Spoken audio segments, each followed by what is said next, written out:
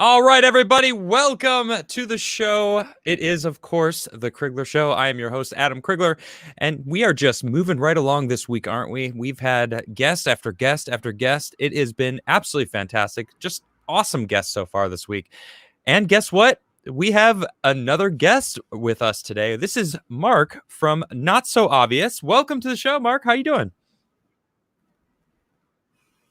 Can you hear me? Testing, Mark. Hello? Did I lose you? I'm good, thanks, Adam. Thank you very much for having me on. Is there a delay or something? Can you hear me solid? I can. Oh, okay. All right, good. Can you hear me? Yeah, well, there was a delay there for a little bit. You are audible. All right, good. Hello. Well, it's good to have you on the show. Today we're going to be frozen? Am I still here? Yeah, I can see you. You're a little fuzzy, but that's all right. Especially compared to my crispness. I can hear you. Yeah. Okay, wonderful. So today we're going to be talking about community and how important it is, and also I'm really hoping that the internet stays steady on my side. It seems like it's just struggling along, but you are. At least we can hear each other. I think that's the most important part, that we can have a conversation still. So, we're going to be discussing also mental health and how it's kind of. It is very, very important, and it's something that a lot of people are overlooking. I mean, suicides are up like an insane number. I don't know the exact percentage. In one of your speeches, you talk about how, mental health in itself, for those who are under 35, is in itself its own kind of mini pandemic, and that is absolutely a shame. Oh no, I might have lost him. Did I lose you, Mark? No, my guest. Oh, I hope I didn't lose my guest. That would suck. Well, we're going to give it a second for him to come back. I'm sure he's going to keep trying. And then you'll see Basketweavers. Okay, now Basketweavers is something. It's a group that he actually has together. I have a website here of it. Let me just make sure. No, he's got the same invite link, so he'll come back as soon as he can. So he's got this thing called Basketweavers, and essentially it's kind of bringing it back to the OGs. You think about what a basket weaver is, right? And it's oh, here he is. Let me bring him back in. There we go. Hopefully no more internet issues. That's all right. Yeah, you look clearer now. That's good. I was just talking about basket weavers, and I'm sure we're gonna hear more about it from you in a little while.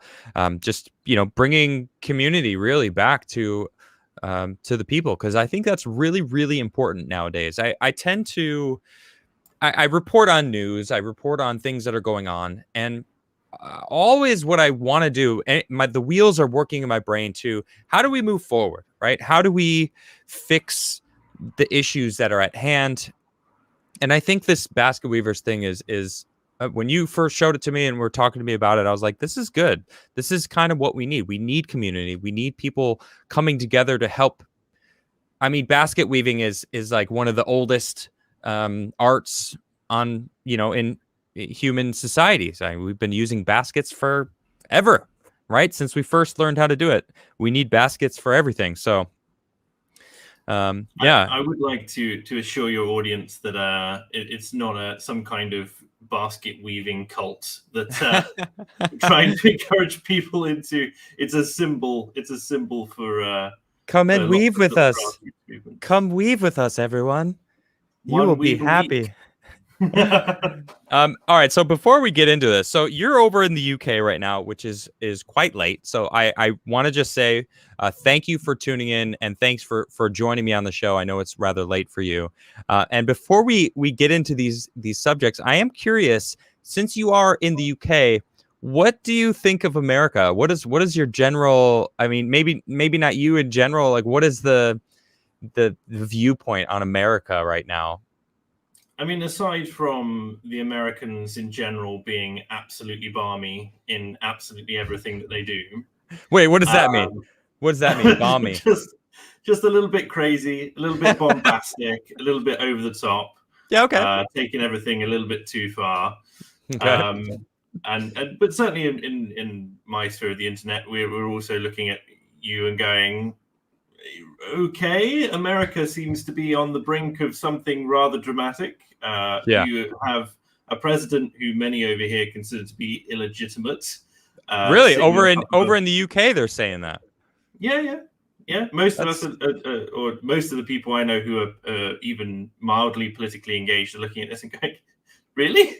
This got past all of the audits." We look at we'll see. exactly what. Well, you said the audit's coming in tomorrow for Arizona, right? Yeah, So that's right. And Joe Biden came out today and said he might shut down the government for some reason because the Senate won't raise the debt ceiling. Yeah, BS. It has anything to do with that. I think it has something to do with the audits coming out soon. So that's refreshing. That's refreshing to hear that that's actually what most people are looking out. It feels like half of America's brainwashed to me. It really does kind of feel that way. I mean, half of Britain's brainwashed at least anyway, but those people aren't looking at America typically, apart from with fawning eyes at James Corden talking about CNN. Oh my But gosh! Ugh, speaking cringe. of, I can't wait if he does Oh, lock down the government, and of course has his elite Biden defense forces set out with the fencing and everything, like was done at the inauguration. yeah. How it's going to be spun by CNN as something really positive and isn't he just the best? Isn't he just the best? Look, he loves ice cream, everybody. Yeah, So yeah. cuddly. Goodness me. Yeah, that No, ice cream thing is rather embarrassing, actually. Yeah. So, I mean, well, it's go ahead. difficult because you now have to evaluate every decision that gets made by the Biden administration, and you're like, okay, what's coming out of actually the presidential office? What is Yeah. the civil servants agenda just being pushed because, and what is like Nancy Pelosi doing sitting behind like some kind of malevolent puppet master saying, Yo, you're seeing that too? I mean, I'm really close to the situation because I'm like always watching this stuff, and I think Nancy Pelosi is definitely pulling some strings. So to hear that you're seeing that from all the way across the pond, I mean, goodness sakes, how wow.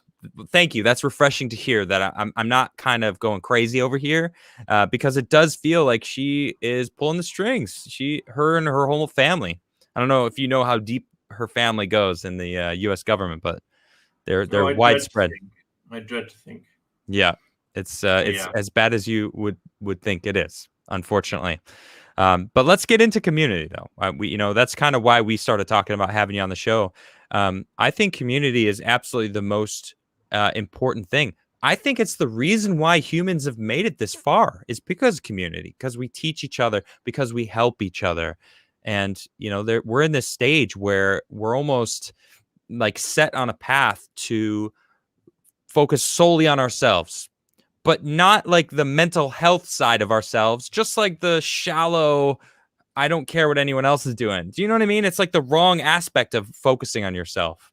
It's like there's the kind of atomized individualism side of things, which I Yeah. mean has really been around like at least 40 years, potentially 60. Mm. And it like the whole people forget that the reason for like they'll recognize in the psychology world that we're a social species, that Yeah. we derive a lot of the value in our existence from the relationships with the people around us. And then they're like, okay, the way that you should do this is you know yourself better than anyone else, which just flatly is a lie for most people, I'm sorry to say.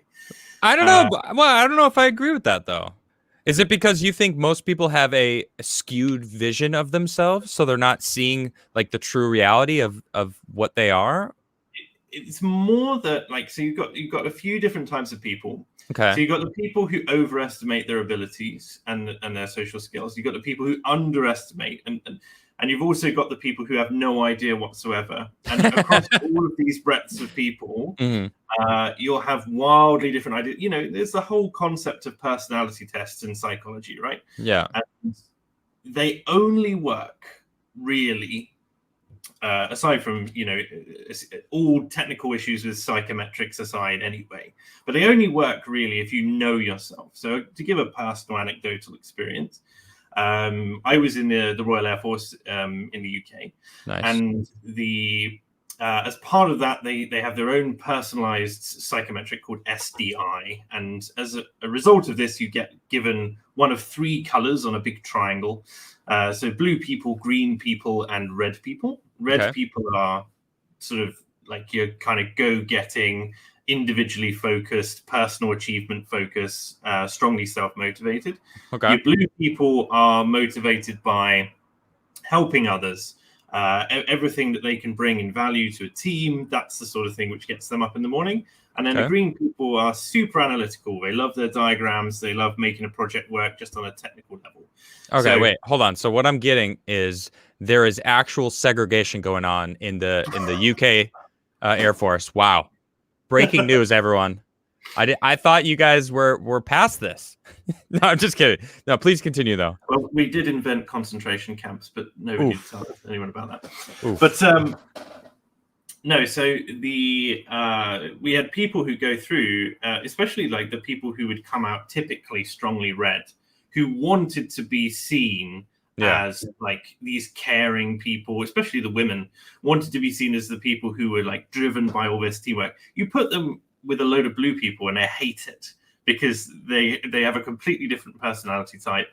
And then as soon as you drop them in the red group, then they're good. And so there's a good portion of society who have this idealized idea of what they think they are, but they actually aren't.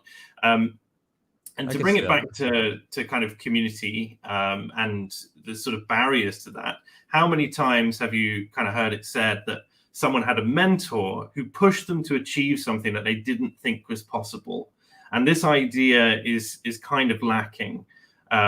This idea that there's someone out there who does know better than you. Like there's always going to be someone who's better than you at something. And there are also going to be people who are great teachers to you, whether or not it's in your industry or not, which are going to impart values and work ethic and push you to achieve things, as you say, which you think are either beyond your abilities, or they'll curb your expectations so that you don't get disappointed if you don't achieve, you're not going to make $1 million in 1 year starting out in a retail job, right? That's just not the case. True. And I'm not insinuating that there are lots of people with that particular distortion, but to curb your expectations, to understand what it's like, and that's really important for dealing with the challenges in life. So, and community fulfills that role because it's all of your different obligations to all sorts of people. It's not just your friends, it's not just your family. But it is this network of both businesses and casual relationships in your life, which are really important to foster and to take stock of. And it's not just, well, I'm perfect and I know what I'm doing, but also I happen to be miserable and really depressed and I don't know why. So the keeping things on too much of an individual level causes issues. Let me ask you though, do you think it's possible though for people to know themselves though, to have the appropriate view of who they are? Absolutely, and those people are very self-actualized, and I would kind of posit that those are the people who don't really need what we're offering, but there's clearly this huge kind of glut in the population of people who are really, really struggling to find like the meaning in their lives. They're told they must be passionate about things, usually their job, and they're not. True. And if you think about it, I mean, I don't know about your personal situation, but like my dad did not enjoy his job typically. Okay. But he did enjoy coming home to his family. He did enjoy going out with his friends, and he worked so that he could facilitate looking after those people and going out with his friends. Yeah. Now we live in a situation where a lot of people that I know number their kind of contacts in the local community, both family and friends, in single digits. And that I think that's really sad, and something I want to help change. I mean, you're talking about like their inner circle, like they only have like maybe count them on their fingers, how many people that they would actually like hang out with. Is that what you mean? Like the single digits? Yeah, I mean, like we're living in an increasingly globalized world, Right. which encourages people to move. And I know that people moved previously, but because we have things like the internet, where you can sort of stay in contact but not in contact, Right. people end up not prioritizing their relationships, because like they're always a WhatsApp call away, they're always a WhatsApp message away, but they never, True. like, people don't capitalize on this. Yeah. And then you've got the other issue with politics, which is in a Whoa. world where like everything is increasingly curated. Yeah. The True. people with the opinions which are considered deplorable retreat into kind of online committees. And I'm not, I mean, you are clearly, you derive a great deal of authenticity and enjoyment from bringing this podcast and bringing the other content that you do to people.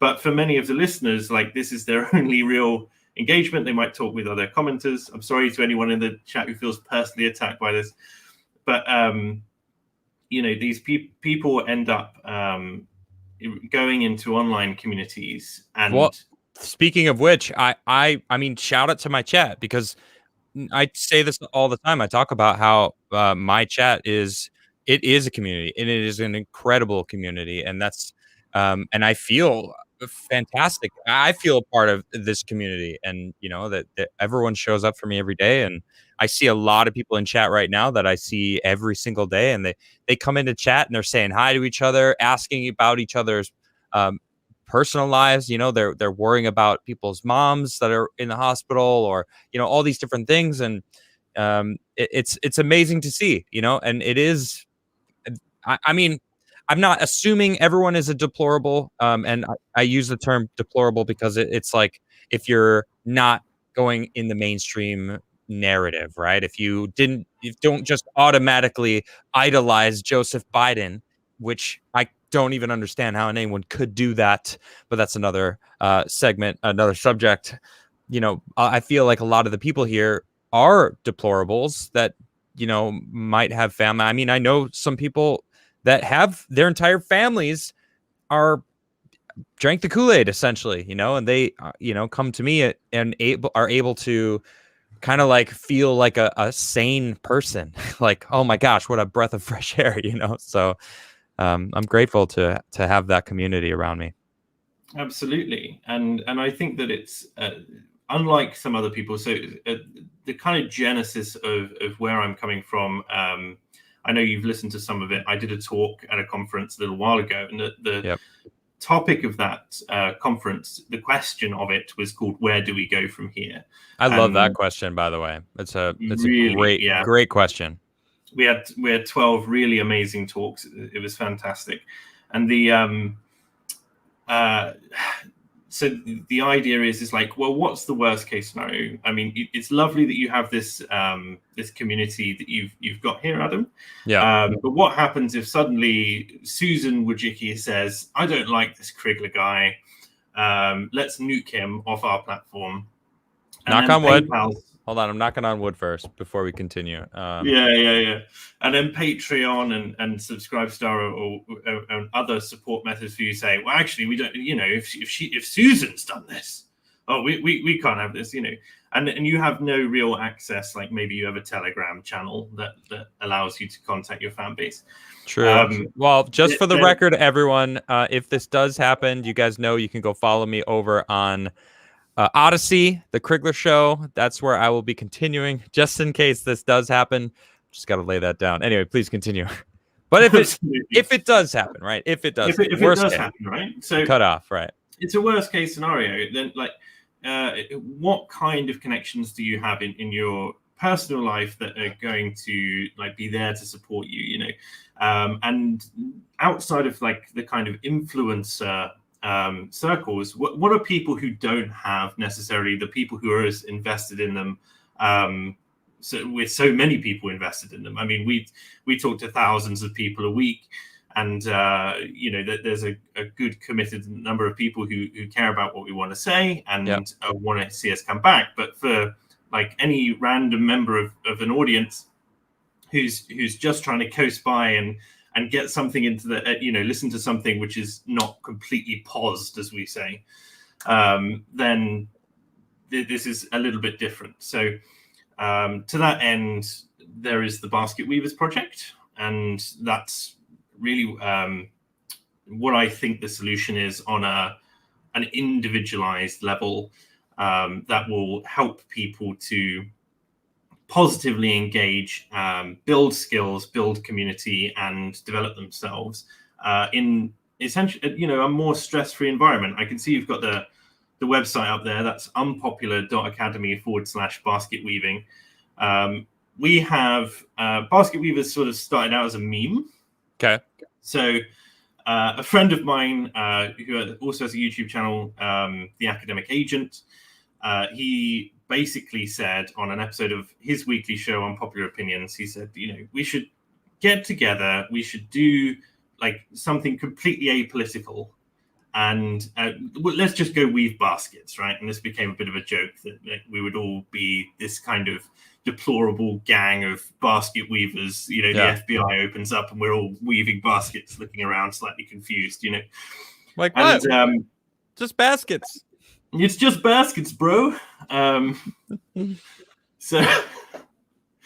So this was sort of pre-COVID, and we set up a Discord server, and we thought, like, this idea has a bit of merit. Like, not just weaving baskets, we should get together and do distinctly apolitical things, because as we can all agree, and one of the prevailing messages from the conference that I was at, and I've been in this business for 4 or 5 years now, and every single live meetup, you get the same message from people, which is somebody thinks like me, and it's so much more real. It's so much more real. It's so much more meaningful. There's something fundamentally different about this, about being in a room with someone, about having a drink with people, about doing something positive with people who are of a similar mindset. Because a lot of these people, as you say, many of their families have turned against them, they feel like, which is very sad. And they have no one to turn to. So apart from, as I say, these online communities, which are under constant threat, we don't really have a platform of our own that's safe from any kind of curation or censorship. True. And we need to also be building up bastions of not just community, but also knowledge, which will survive anything which they can throw at us. To this end, we encourage our members to build collections of physical items, particularly books, artwork, and so on, because it's not just that it's important culturally, but you will enrich your life by always having access to these things that will get you thinking more in the real world. Yeah. In my talk, I talk about the huge number of abstractions that are built up over time through our society, from really the genesis of the 20th century up until modern day. Give me an example of an abstraction. What are you referring to? So an abstraction might be a really basic example might be money. So everything used to be cash. Now everything's basically contactless. If you lose your bank account and your savings, like, that all gets tied up in escrow and you can't do anything about it. Whereas before, it was a physical commodity. It was also backed by a physical commodity. Right. Not anymore, sadly. Which hasn't been for a long time. Yeah, long time. And we're pursuing ever greater abstractions with regards to currency. I mean, the crypto market, for all its pros and cons, is really pushing the limit of what people will accept as a form of currency. True. And so something like Basket Weavers, I see as unpicking a lot of little abstractions. Like, you've got dating is one which is really abstracted. Sex has been abstracted to all these dating apps.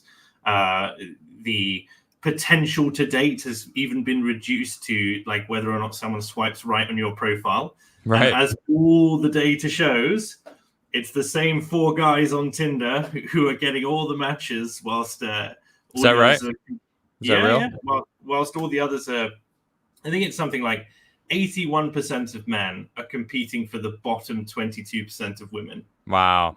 Right. So according to their statistics. So uh, you are in a big pickle with this sort of thing, and there's no kind of room for personality or anything like it. It's shallow, it's superficial. Sure. It's entrenched in a hookup culture, which is like this kind of pressure that once you do get a match, you've got to capitalize on it, and then of course it doesn't typically end well. I can't stand that whole thing anyway. Also, also because you can't feel someone's, I don't know, aura. You get a sense of someone when you're nearby them that you can get along. I mean, you feel the way that they carry themselves, the way that they're feeling. There's something so lost. The way they laugh on like everything. You don't understand, you don't feel it until you're actually around them. That Tinder is kind of like, it's text based, and anyone can images. I mean, I was modeling for most of my adult life. That was my career, and I mean, there were some ugly people. Like, no joke. There, some of the people were not very attractive. Of course, it's a perspective issue.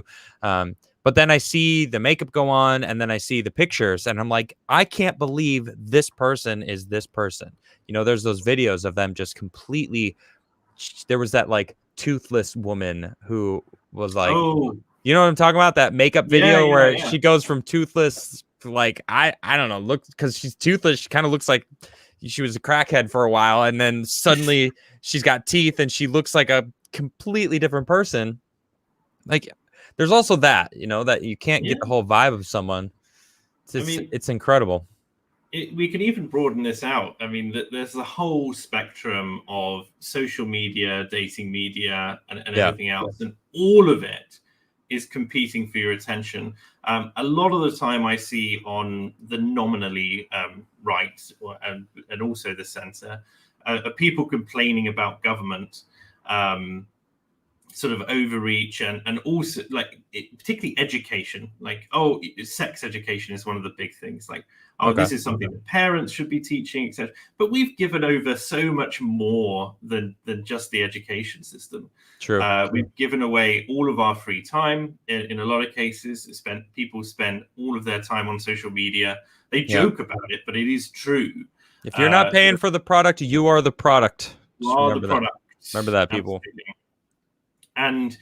And all of these things are gamified in such a way to hit your dopamine receptors. I mean, there's a reason why people chase clout on whatever platform it happens to be. There's a reason why like middle-aged women will post not again on their Facebook profile, knowing full well that all the wine aunts will get around.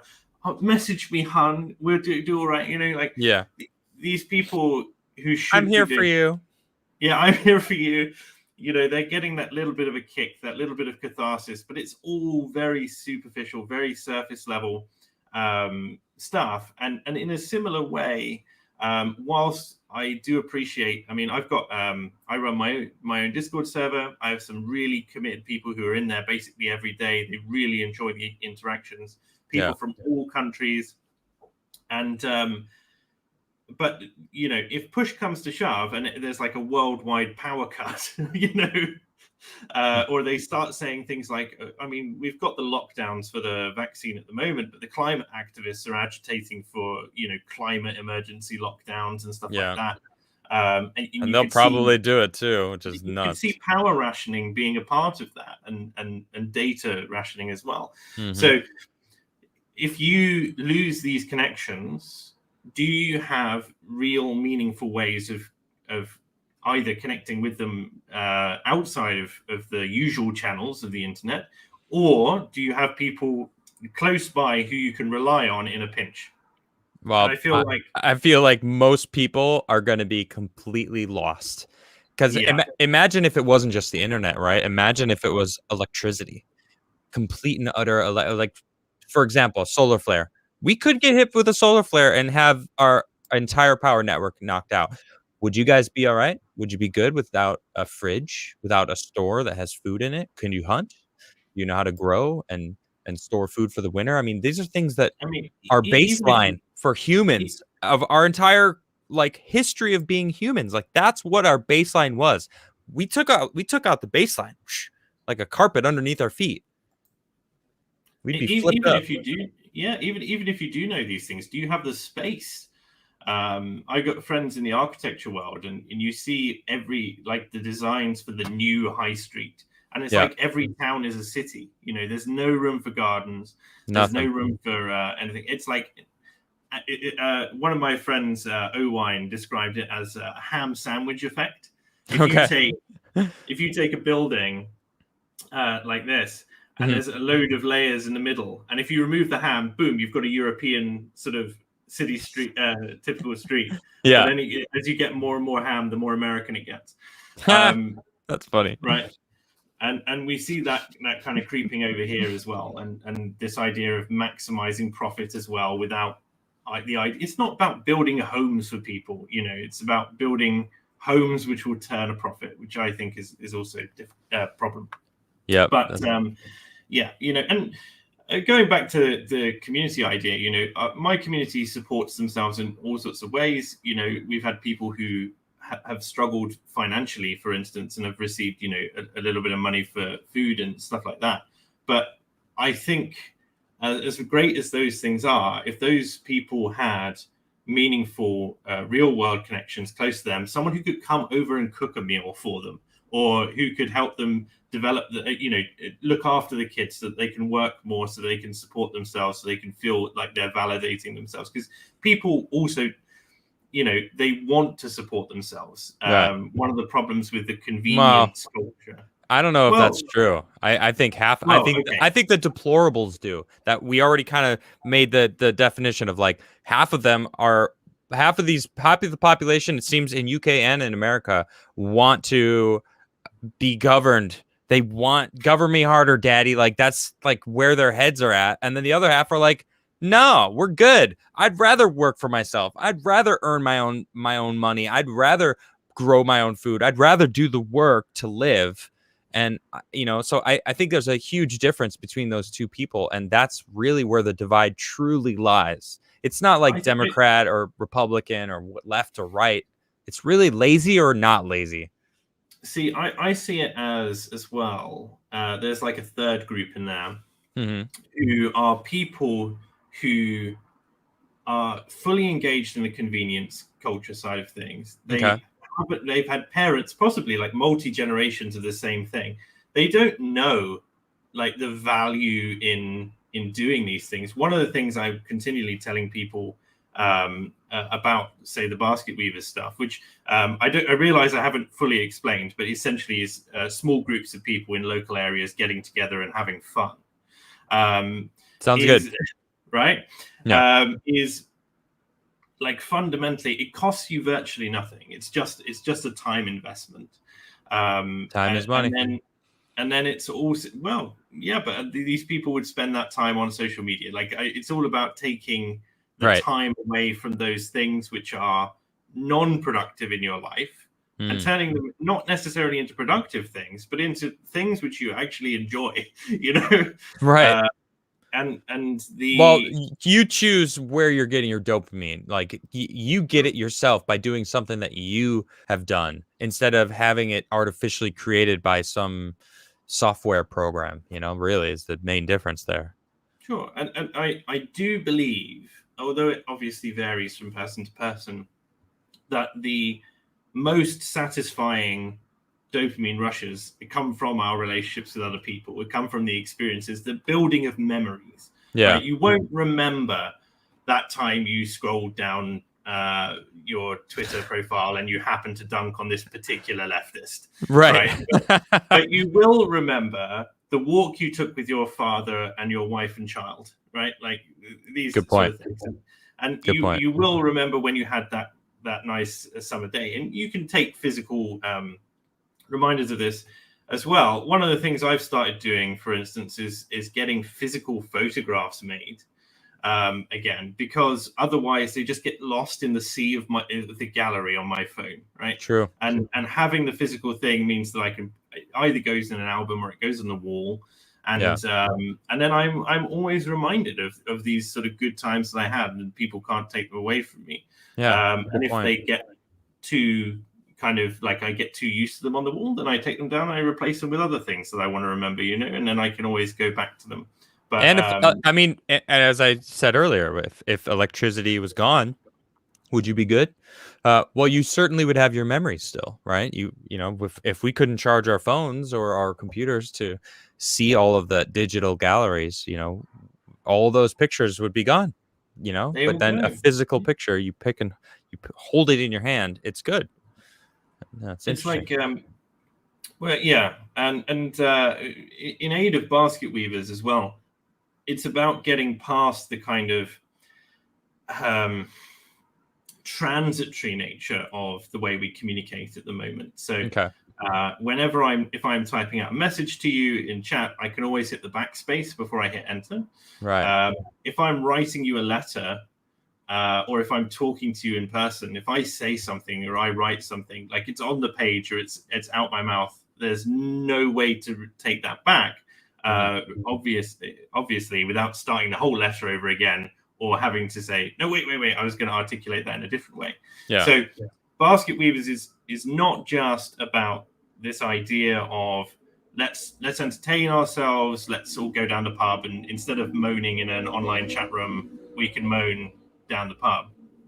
It's about this idea of if you are talking to people in real life, you're developing your social skills. If you're developing your social skills, then perhaps you want to go and develop your skills with those people. We have a couple of groups in the UK. So I'm going to think about London because that's where I'm based. So we have guys, we've got like one guy, he's a really committed hiker. So he's always organizing like camping trips and hiking trips. Cool. We've got one guy who, it doesn't matter what we do, he always turns up and he always has a Polaroid camera. Nice. Where he would take images that are personal for people to take. We've got a guy who has just joined us, who's really keen to do like more of the kind of museum visits and artsy stuff, and that side of things. And that's all really positive because it shows where people are passionate outside of this kind of ongoing culture war. Like we know where we agree on things. Yeah. We know that there are going to be differences between us and we're not all going to agree on the right solutions. But again, how do we go ahead, finish that, and then I'll ask you the question about on highlighting the similarities between us at the end of the day. Like there's so much that we have in common, and if we have shared interests, then we can help enjoy that in a space where you're not going to be looking over your shoulder constantly for someone who goes, that was a bit of an edgy joke, better contact your employer. Look, how do we like bring that back? How do we explain to people that it's okay that someone doesn't feel the same way you do, right? That you will never get everyone to feel the same way you do on every single thing, because it feels like there's this crowd out there that the non-deplorables, right? I have a word for them. The leftists, whatever you want to say, it feels like they won't accept anything less than full acceptance to their entire ideology. You can't disagree on any front, or you are suddenly their enemy. Where you're having these groups where you guys are coming together, and we know we don't agree on everything, but we can all enjoy a hike. We can all enjoy, a physical picture of myself being in a magical place, right? I mean, there's certain things we can all agree on. How do we bring that back? I look at it from the point of view of two perspectives, really. One is there are going to be people, I mean, like myself, like I've gone a huge political journey over the past 2 decades. Okay. And there are people out there who are looking for truth and don't know where to find it. And at the moment, most of them are being captured by the left when they're young.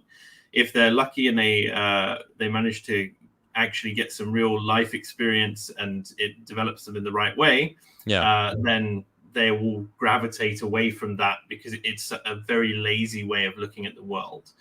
But if you then you've got the other side, which is like there's really committed ideologues that you talk about who there seems to be no changing them. So the way I look at it is you're not going to win the culture war in the annals, in the internet, Yeah.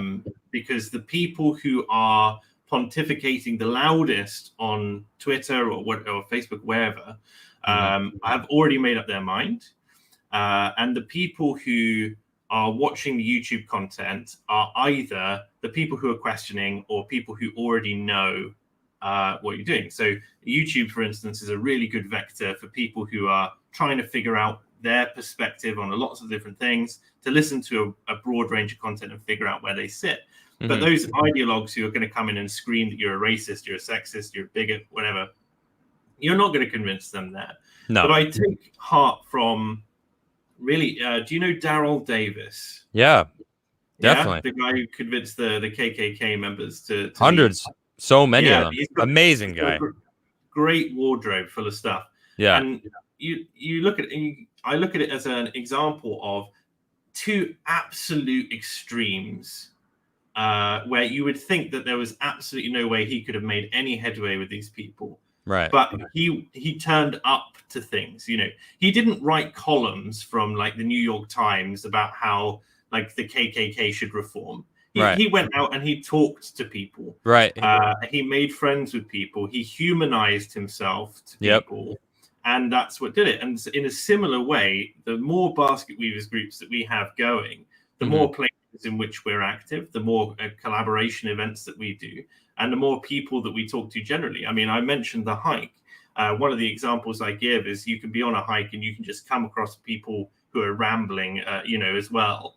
And you can strike up a conversation, and all of a sudden it's much harder, in the same way that it's much harder to say no to a salesperson in person. Yeah. It's much harder to say, well, actually, I think that you're an evil so-and-so and you're actually a Nazi and you're as bad as Hitler. When that person is standing in front of you, dressed quite modestly and going, I've been really thinking about this really hard and I don't know what to make of it, but this is my kind of best go at it. What do you think? I had a clash with a lefty friend of mine over like what we should do to tackle the sort of sustainability thing. So whether or not we should go to green things, because there's this big commitment over here that there will be no more fossil fuel powered cars by 2035 or something like that. Yeah. And we came to an impasse over sort of her going, well, what is the response then? What is your solution? Like we can basically get to the point where we say, we don't think this is going to work, what they've currently got in place, but have you got anything better?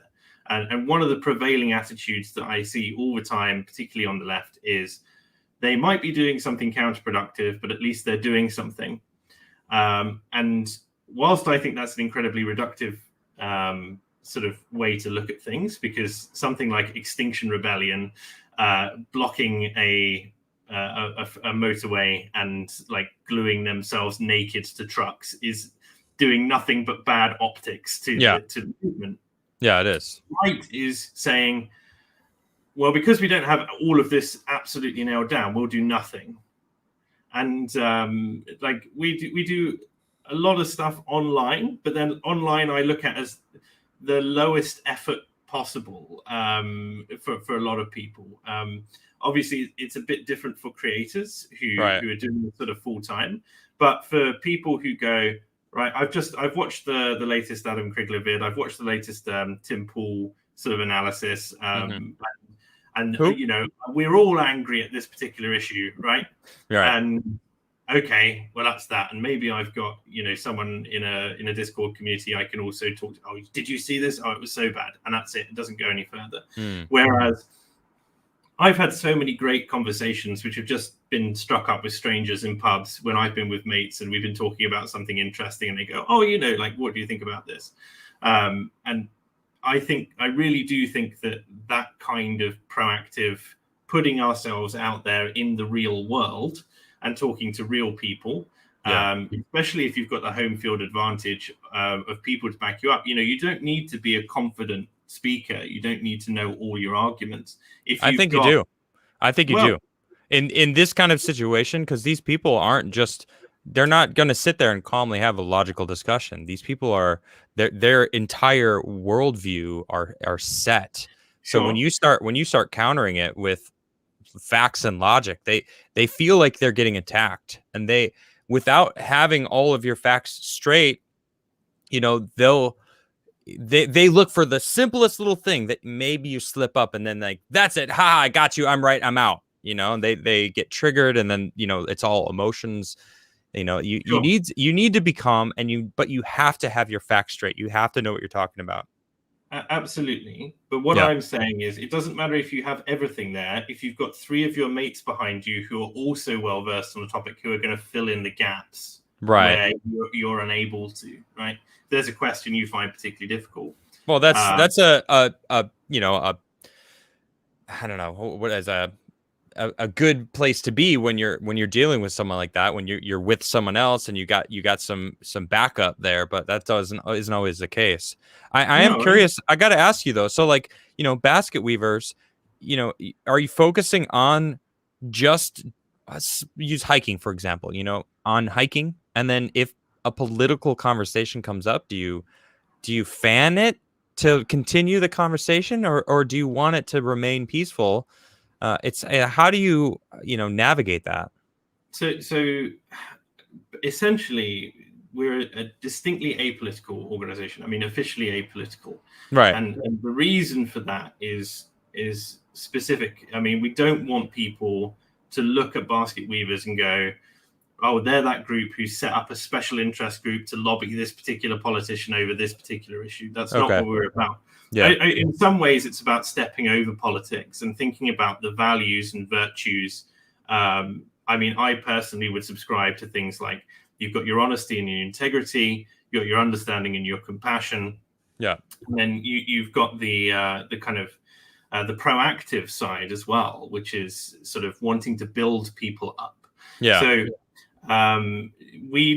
I'd look to our members to have conversations that they're interested in. If they want to sit and talk for 3 hours about Warhammer because that's their particular topic of discussion, then that's fine. Yeah. But they are all generally connected just because of the people we're drawing them from by an interest generally in our particular political persuasion. And we would hope that by promoting the idea of like hunting for truth, for instance, and that, you know, if you've got someone who is talking about something that's going on in their lives, oh, you know, I've decided to get the vaccine for this reason, and my mother isn't getting the vaccine for whatever other reason, and you've got other people there to talk with you about that issue, and like maybe say, well, here's all our evidence, which is, you know, particularly sort of negative on a vaccine. There are these benefits if you're really vulnerable and that sort of thing. You should really consider this and make the decision for yourself. Yeah. Like these kinds of conversations are, and this kind of thrust and parry of talking about ideas with people around you is so much more enriching and so much more rewarding when it's done in person. True. Than when it's done, as I say, like you can rant all day at like the wall of Twitter activists and get nothing back, and you'll never convince anyone, and you'll also never be convinced yourself. I mean, people kind of forget this side of things, which is that you just become, you know, once you're being constantly barraged with harassment or called just another stupid Trump voter or whatever it happens to be, or a bot, that's also one of the accusations these days. Yep. Then you know, like you're never going to have your mind changed, and there is reasonable critique from a variety of perspectives of various different issues that needs to be accounted for, and you've also got what I would call the rational left, if you want to call it that, which are people who that exists. Sorry, I said that exists. The rational left. Yeah. People who are entrenched in a lot of left-leaning ideas, but also have like really key insights into particular issues from perspectives which the right hasn't considered it from. And it's important to consider how we would counter a particular narrative, because as You say that the left is winning consistently on morality, and we need to like the moral stance. I mean by that, rather than morality itself. And we need an effective counter to that, which is, I think, promoting our own morality and then acting as ambassadors for it. So you will naturally draw people to you because they'll go, I mean, your life seems to be going really well. Like you've got lots of friends, like you're getting out there, you're building these different skills together. Right. You seem to have a full calendar. You've got a good relationship with your family. Or if you haven't got a good relationship with your family, you've got like enough of a friends network to support you despite that. And things seem to be going really, really well for you. I bring in the kind of example of my father, who was a real proponent. I mean, he's a very, very strong Christian. And he would just get comments from people because he was just a very virtuous man. Okay. And people would just notice this about him. They go, that what do you do differently about your way of being? And I think in a world, we talked a little bit, we brushed on the mental health crisis that's kind of infected the whole of the West at the moment. But there are going to be people out there who go like, I'm so miserable. I don't know why. Like, I feel like this compulsion to booze and abuse like different things. I'm constantly binging Netflix. None of my relationships seem to be working. Yeah. Like, what am I doing wrong? And then you look and you see someone like that who's just is a friendly face. Because that's the thing. Like, I encourage people to be friendly about it, not to be condescending. That'd be nice. You can't. I'm not saying that everyone's going to be like that. But sure. If you've got someone who's just like, you should be there, recognize people are on a journey, and say like, look, why don't you just come along and do this and listen to us and see if this friend group is for you? Yeah, empathy goes a long way. We all go to the cinema every third week of the month. I want to get to the point where people are blocking off, a particular week in a month or multiple to say that's the time I've set aside for weaving. That's what we call it. And then of course we have to kind of aid this in the Basketweavers group. We have the weaving report. So if you've met together and you've done a weave, then you can write in what that was about and sort of what fun you had and suggest ideas to other people. And people can be encouraged by this kind of long list of successful group meetings. Yeah. And get an idea for the groups, because we have in the UK, for instance, we've got a very active London group. We've got an active group in South Wales, in Cardiff. And so one of the things that we're planning to do is do a walk of Hadrian's Wall sometime next year, for instance, like cool. All together. Like at the moment, that's only about sort of 20 people, but that's 20 people more than we would have had otherwise, Yeah. So it makes me think of that viral video of that. It was this guy who, he was just sitting there on a river bank or something with, he said it was his best friend. And he's like, I just want more friends. And, me and my friend here, the other guy didn't say anything, but he's like, feel free to come hang out with us.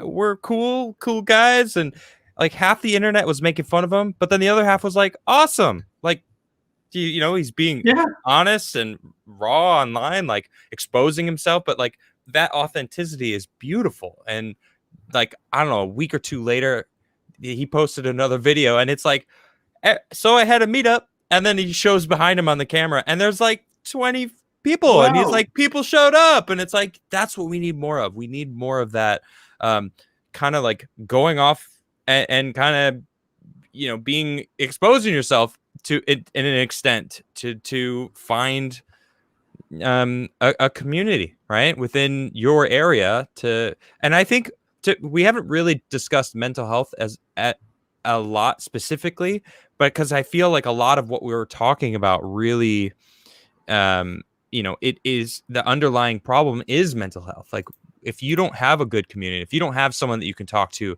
someone that's there for you, you feel alone, you feel lost, then of course then you're lost in your thoughts. And I think there was a statistic I read that it's like 65% of depression is caused by thinking too much.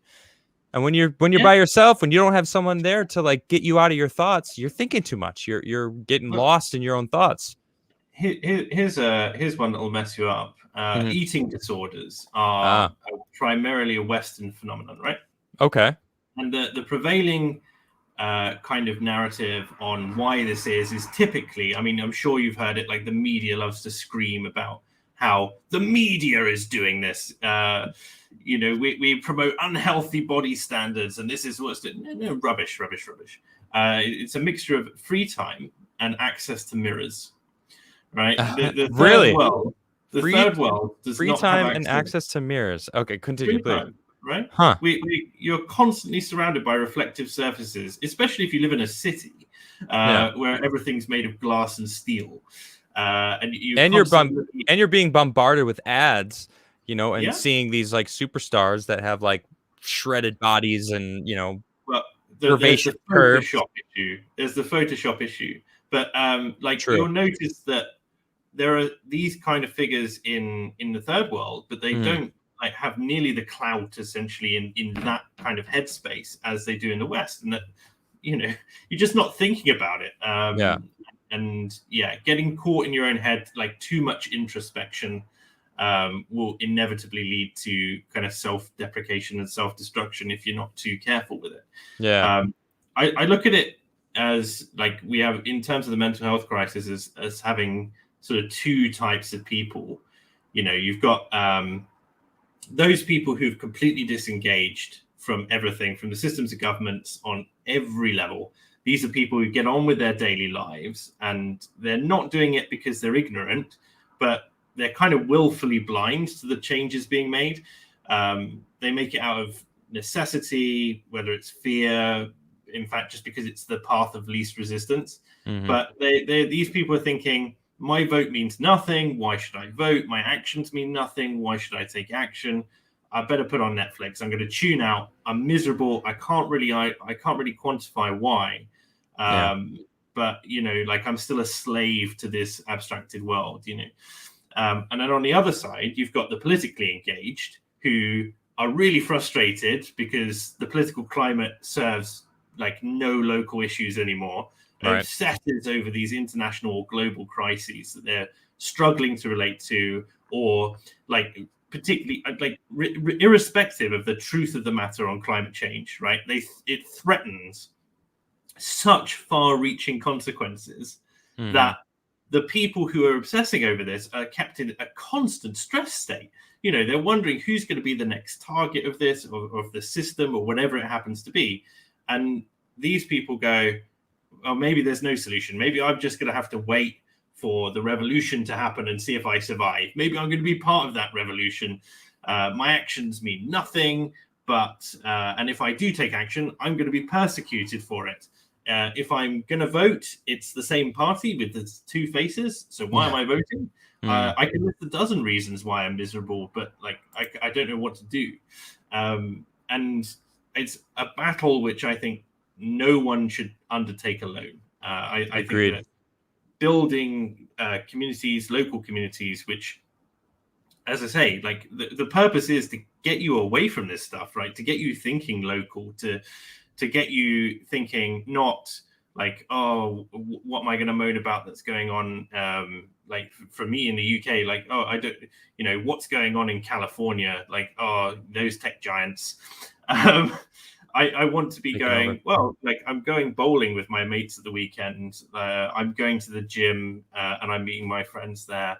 I've got a class. I'm going into work and I'm working with people who I met at my, local Basketweavers who like I then brought to the company or the company, I met through the company. And that, you build yourself into a block because at the end of the day, I think thinking in this local way as well then establishes you as well as a block because as we know, politicians, I mean, with the exception of your country, because I'm afraid it's completely screwed. Hey. Maybe not completely. There's still No, good Americans out there.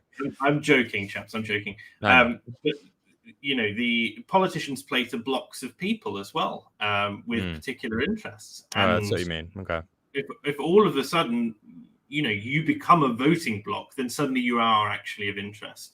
And I do think that there's enough of a kind of hunger in people. There's enough of a desire for this, especially when they come along. I haven't met anyone who's come along to a weave and gone, do you know what, this was absolutely miserable. I've had people who come along and say, this wasn't exactly my thing. It was great to meet you all, but like next time, let's do this. And then we go and do that, So do you guys have a American chapter? Some, groups out here? Absolutely. We have, if I just going to try and find.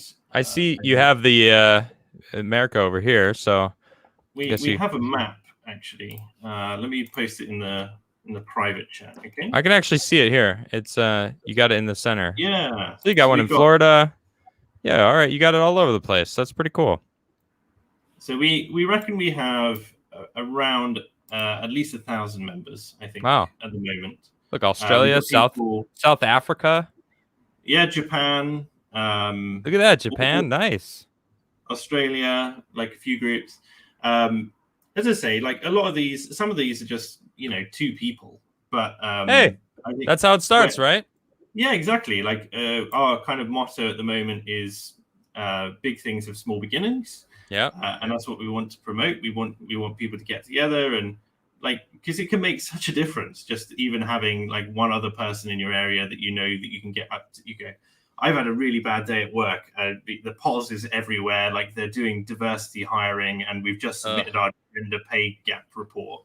It's driving me mad. Like I just need to talk to someone who's not completely insane about this. Yep, I understand that.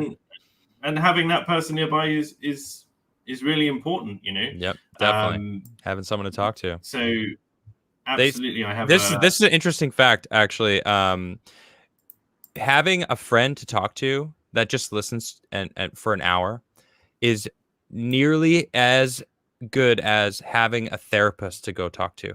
It's almost the same as far as your mental health. Just having someone to talk to is just just as good. Like most of like counseling is drawn from like the Catholic tradition of confession, which is sort of drawn from this idea that you just need someone to talk to. Yeah. There's a catharsis in being able to relieve yourself. Again, I hate for anyone who's super atheist. I hate to bring in like the God thing, but there's a phrase in there which is like cast all your burdens upon the Lord. There's a need in humans to not bottle it all up inside, to have an outlet for it, especially something that's great, because you don't want to become like the left, super bitter, and like really hateful, and then you're just as bad as they are. So you've got to have these different outlets, whether or not that's physical, whether or not it's mental, because one of the biggest challenges that I have had, for instance, to my talk, is a friend of mine who said, I really struggle with all this stuff. I can't find authenticity in the company of others or in nature or anything like that. I'm super introverted. Like I never want to leave the house. What's that like? You're not getting it, mate. You are. It doesn't matter about the number of relationships you have, but it's about your relationship to things that are physical in your world. So he really loves ideas. Ideas are all abstract. That's great. He has physical copies of books that he keeps in a library, which are more important to him than, say, like an Amazon Kindle collection. He has he makes video content, and every time he makes a video and expresses his ideas and tries to get it off his chest, then he's having this relationship with the audience that he's built as well. It's not about like his relationship to the video editing software or to YouTube or anything like that. Right. It's about him putting ideas out there and seeing what the response is, and then going through the whole process of developing your ideas that way. And I would say if you're happy doing that from, behind a screen, from behind, that's fine. I think he'd get more out of it if he brought together a collection of people who were thinkers in his idea, who were all reading the same thing. Like if they want to read a book by Carlyle or something like that, and then talk it through once a week, or something like that, then I think that would be more valuable, especially, as I say, if he gets nuked for being too spicy, then he still at least has that to fall back on, that he can talk with friends about the things that he needs to get off his chest, because otherwise I think he goes a bit mad. True. And similarly for other people who, someone said to me, what if you're autistic? And they put it a little bit less politely than that. But I say these groups are really good vectors for developing your social skills in a safe environment where people aren't going to judge you, who may even see your autism as a benefit. We have this idea of autistry as, this real super hyper focus on particular issues or an interest in things. But you may also meet people who are also quite similar to yourself anyway. I think you'd be surprised how much you have in common with other people. And you can use that as a way to enrich not just your life, but the lives of people around you. I like that. It's all about. Well, Mark, we are over an hour. I know that you are out there really late, so I would love to get into some super chats. It has been a really great pleasure having you on the show, talking about this, because I think that this is a really important side of what's going on that no one really is talking about. They're very much, I laugh when I say it's very much the science. I can't even say it with a straight face. I think you all know what I'm talking about here. And the politics and this and that, but no one's talking about like the individual, like what the individual people need. So really find someone that you can talk to. And for those who are out there that are, finding those people in my chat, I'm so grateful to be here to have such an amazing community. Case in point, Robert Wiles has the first super chat of the day as usual. He says, I hope this makes Betty smile and Diana Francesco smile. My niece is here with my great nephew. It's nice to finally see him and hold him. Be blessed. This is my chat. This is the community that I have. Now, Betty is Diana's mother, who Diana is someone in my chat. And it's just, this is the community that I have. It's great. It's amazing, isn't it? So thank you guys for that. Thank you, Robert.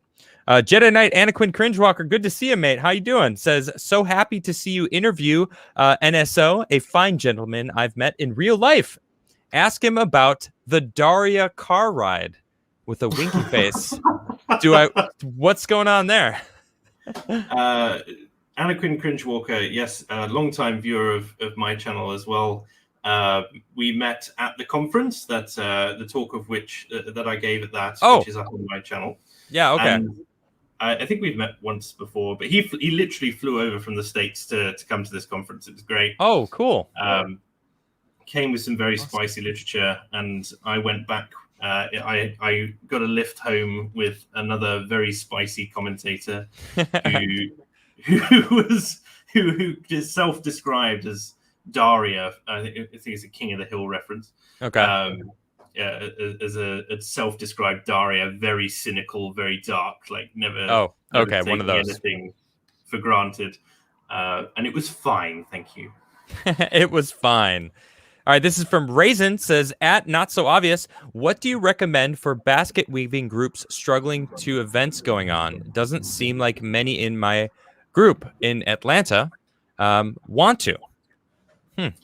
Okay, we've had a bit of an issue with this from a kind of an organizing experience. What I would do is think about an activity that you would really enjoy, first and foremost.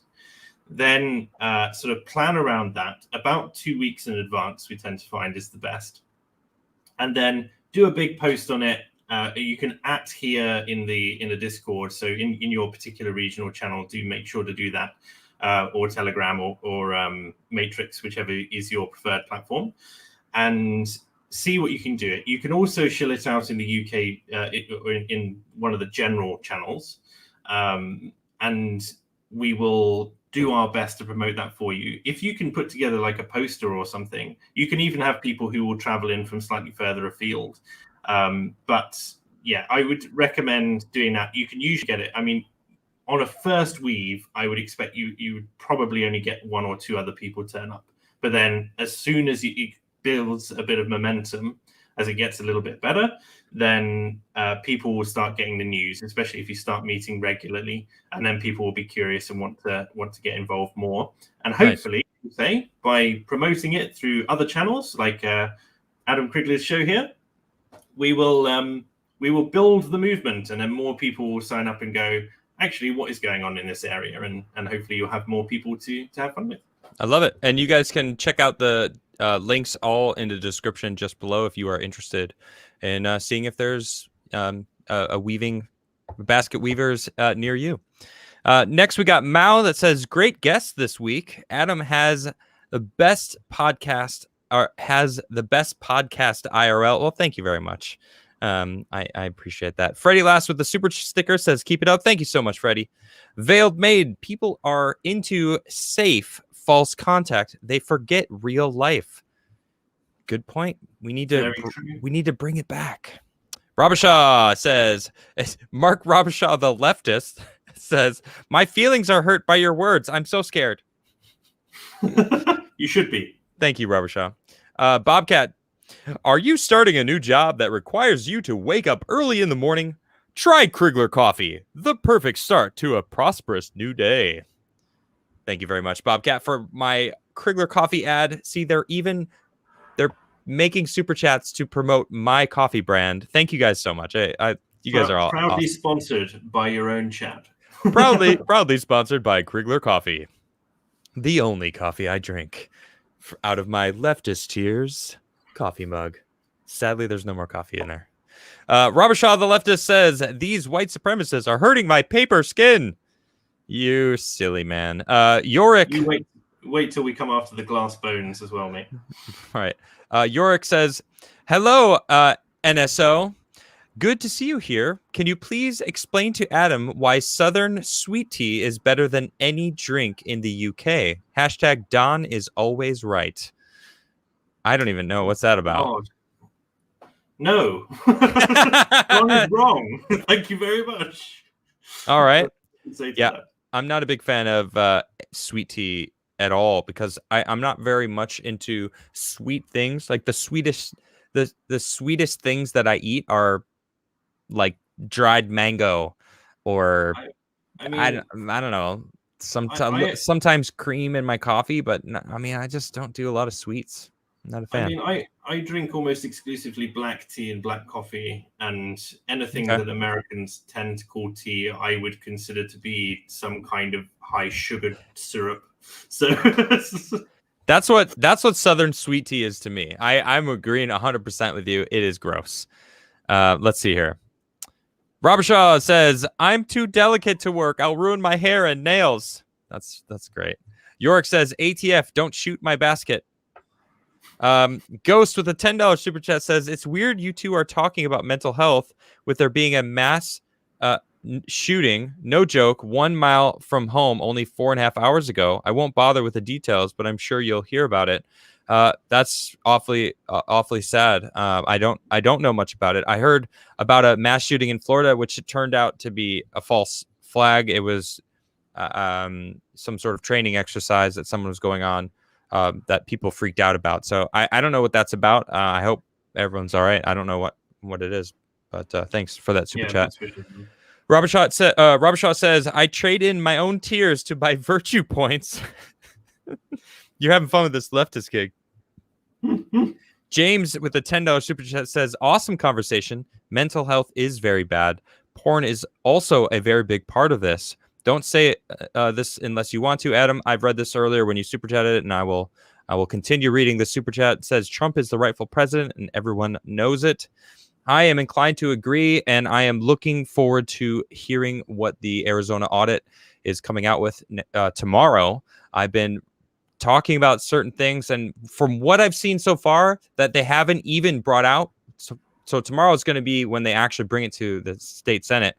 But from what I've seen, there's hundreds of thousands of votes that have either gone missing, that are illegitimate, that are illegal, and Trump lost Arizona by 10,000 votes. So it's, and of course, Biden's coming out today saying he's going to shut down the government.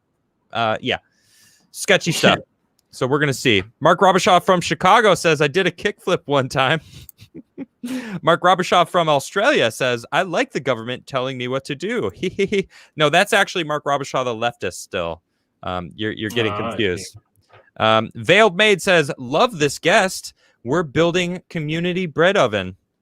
I like that. I like that. Yep. Got to build community. That's the key. Robichaud from CNN says, you can trust the government. And I just had a super chat. Where did I? He said, you can trust the government and Democrats. Oh, no, I don't. All I hear is far right-wing talking points. Yes, talking about public health and trying to have community and help each other be well in life. Goodness. Be compassionate. Why be rude when you could be kind? Yeah. Empathetic, right? We need more empathy in this world, because these crazy leftists think that like anyone that isn't with them is against them, when everyone's more like, I just feel like you haven't accepted the reality, the truth of like what's going on, where you're just brainwashed. Well, it just makes me laugh that they'll accuse us of promoting genocide and then promote digital genocide for everyone who opposes them. No, they're not even, they're straight up. I mean, I don't even want to get into this conversation, but there are doctors that are coming out saying, if you aren't jabbed, whatever, you shouldn't even like get any help. I shouldn't treat you. It's like, wow, like that's absolutely bonkers.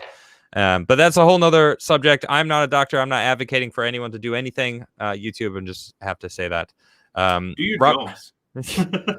Right. Robichaud says, we have a Polaroid camera. Nice. What's getting more common these days? Single mothers with children with multiple fathers. That's why this is happening. What's your why is this happening? What's your theory? Have you seen this? Yeah, lack of accountability, lack of responsibility. I mean, of course. Government welfare that's actually making it financially profitable to have more kids with different fathers. This is actually a thing. Like there's women out there that are having kids just for more money from the government, and these kids have terrible lives. Not to say all of them do. I'm not general. I'm saying this exists, right? These government programs are out there to actually make this an even worse of a problem, instead of incentivizing the nuclear family, where having two parents is just simply better than not. That's been proven. We know this for a fact. Here's the other thing, which is the lack of grandparents. We now are having kids later and later and later, and that kind of natural support network of grandparents and great grandparents and uncles and aunts, because people are having less children, is just entirely absent. Fewer and farther between too. It's being spread between generations. So is it any wonder why childcare does get pushed off onto the government? Because they're not going to stay with nan and granddad. They're going, straight to the daycare center. That's a good point. When I have kids, I'm just going to move my mom into my house, and I'm like, all right, Mom, you're my in-house babysitter now. Does she know yet? Well, she watches the show, so if she didn't know before, she knows now. Hi, Mom. Love you. And she's an amazing cook too. So it's I got all sorts of things. I got it all worked out. I hope she's okay with it. She's okay with it. Robichaud says, why do I love cheese? Is it because I'm white? Oh my goodness, you're getting ridiculous. Joffrey says, quote, this is my command. Love one another as I have loved you. No one has greater love than this, to lay down his life for his friends. End quote from Jesus. Love you, Adam. Thank you, Joffrey. Thank you very much. I appreciate that. And I mean, people have definitely skewed away from that. I'm not even that religious or religious at all, but I can appreciate it. Church is one of the oldest examples of community.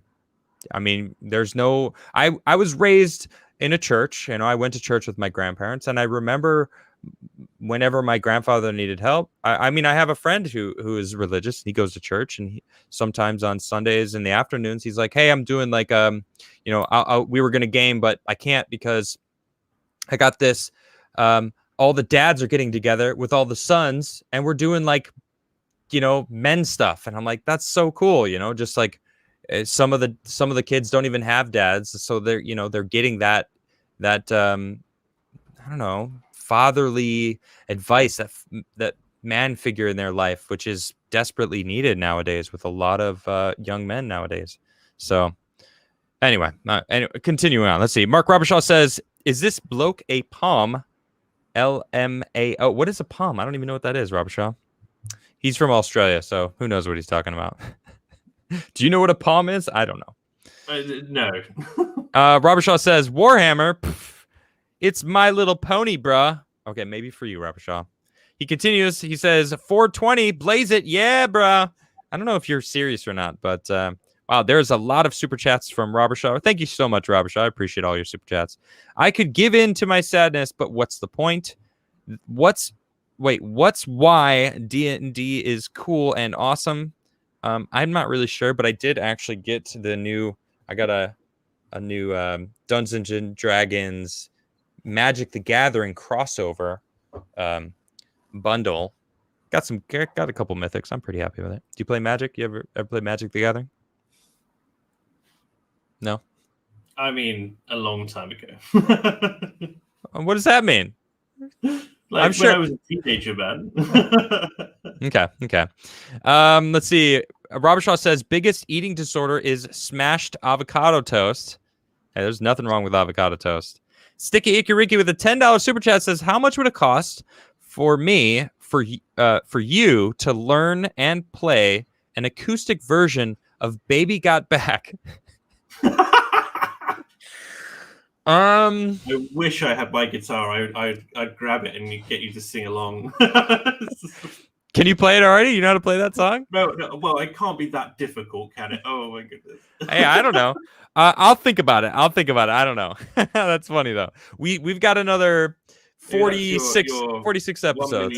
Your 1 million subscriber special is My 1 million subscribers special is going to be a lot of fun. That's going to be a lot of fun. Mark Robershaw says, "Dissing another country, big words from the UK." Hey, that you're in Australia, all right? Remember, we're you're one to talk. I mean, look at your country right now, Robershaw. It's kind of a mess, and it's kind of a mess right now. You know, you'll be the first. We don't point fingers on this show, but if we did, you'd know where they would be. Yeah, that's right. Darth Call. Hey, what's up, Darth Call? How you doing, man? Says, "Bro, that quote, 'when you're alone with your thoughts, negativity rabbit hole' comment is so true." Well said. Right on. Yeah, I mean, people just need someone to talk to. I think that is a really key thing nowadays. We just need to be able to not be looked at like we're crazy, right? And just have a conversation. Like, what happened to civil discourse, right? That they are getting rid of that. You want to be two adults who both have a legitimate moral position on a subject. Mm-hmm. Yeah, exactly. Let's see. Robershaw says, "Of course his name is Mark." Yep, it is Mark. Of course, this is Mark Robershaw. We got a couple marks in chat. We call it Markisms. Fantastic Mr. Knox says, "The mainstream media only talk about when it's convenient. It's so frustrating. People like me who suffer continue to suffer as if we don't matter. Disgusting." Yep, you're right. On a lighter note, great guest. Thank you, Mr. Knox. I appreciate you. Robershaw, still waiting on that Crigler coffee in my email. I'm not going to email. What, you want me to email you like a picture of the bean or something? That's the extent. We don't ship overseas. Sorry. Darren says, "U.S. hasn't shared nuclear secrets since 1950 with the UK when it deemed USSR a major threat. We just shared it again with Australia in fear of CCP." Interesting. And I think, I just feel like the CCP owns Australia already. It's kind of crazy. Robershaw says, "What are you talking about? We were always a prison." Well, but there was the guards though that lived there, right? So, and people think that Australia is dangerous by evolutionary standards, but in reality, we just took the British Empire. We just took all the dangerous animals we could find and dumped them on that continent. Is that what happened? It's so poisonous. Yeah. Let's see here. Xylox Dragon with a $50 super chat. Wow. Thank you very much, Xylox Dragon. Someone needs some coffee somewhere. Roll it. All right. So this is my 20-sided die. This actually came with my Dungeons and Dragons pack. It has a little dragon head on it. It's pretty cool. I like it. But the dice has been rolled. This is for an actual bag of coffee. Good luck, everybody. Would you like to take a stab at it, Mark? 8. Okay. It is not 8. But good luck, everybody. The dice has been rolled. You guys know the deal. This is, wow, the first guess. I'm not joking. The first guess is 4, and that is actually it. Devil Dog Cog, you are the winner. You actually won a bag of coffee. Congratulations. This was brought to you by Xylox Dragon. Xylox, thank you for gifting out some coffee. That is so cool. Gotta love it when that happens. And congratulations. All right, let's see. All right, so Devil Dog, all you got to do is email me at thecriglershow@gmail.com and just go to criglercoffee.com and pick out what you'd like. And yeah, congratulations. You're going to have to give me your information so I can send it to you, but I'm sure you're okay with that as you will be getting a bag of coffee. Printer God, hey, Printer God, what's good, man? How you doing? A positive in-person social life is one of the most important things a human can have. Well said. Preach. Well said. Absolutely. Quesadilla says, hey, look, I can super chat again. Wait, why couldn't you super chat? Interesting. But thank you for that super chat of telling me that you can, in fact, super chat. Robert Shaw says, that's why the British got soft. Hey, now, fighting words. Fighting words. It's okay, Mark. It's okay. Don't worry about it. It's it's just the internet. All right. It's just words on the internet. I would launch the missile now. Sandy says, sounds like Robert Shaw is a mess tonight. Ooh, Robert Shaw, Sandy's calling you out. What you gonna do about it? The shade. Scram says, just saw this pop up in my feed. Mark is a great dude. Did y'all discuss the third biscuit? Now that's a meme I haven't heard in a long time. I don't even know what that's about. The third biscuit. The third biscuit is if you've got your cup of Crigler coffee in front of you. Yeah. You might have like a plate with some biscuits on it, and you're like, no, I'm gonna have some biscuits with my coffee. Okay. How many biscuits do you have? Like, what's the maximum number of biscuits that you would eat? Oh, I wouldn't dare set a max. You know, I don't want to put a ceiling on my biscuit eating. I love degeneracy. Degeneracy. The answer is 2. No. The third biscuit is degenerate, and it's like. Well, you said at the beginning, I am American, right? So I got to stay true to my American roots. Let's see. Scram says, oh, I just read that one. Robert Shaw says, just taking the piss. Of course you are. And Mr. Squiggles says, enter message here. Wonderful super chat. All right. With that, I'm going to let you go, Mark. That was the end of my super chats. Thank you for joining me. And thanks, everyone, for tuning in. Tomorrow, of course, is Jam Night. Fridays, I end up just doing my own show. I've had a guest every day of the week so far. It's been an incredible guest week. But tomorrow by myself, I'm going to be jamming. I have a classical guitar here. I didn't, in fact, bring my own guitar, so I actually haven't played it yet. But there is a guitar, so I will be jamming on a classical. Mark, thank you for joining me. I really do appreciate it. Yep. No, thank you ever so much for having me on. It was great to have a conversation with you. Awesome. All right, and I will see you all tomorrow. You guys have a wonderful evening. Good night. Take care, everyone.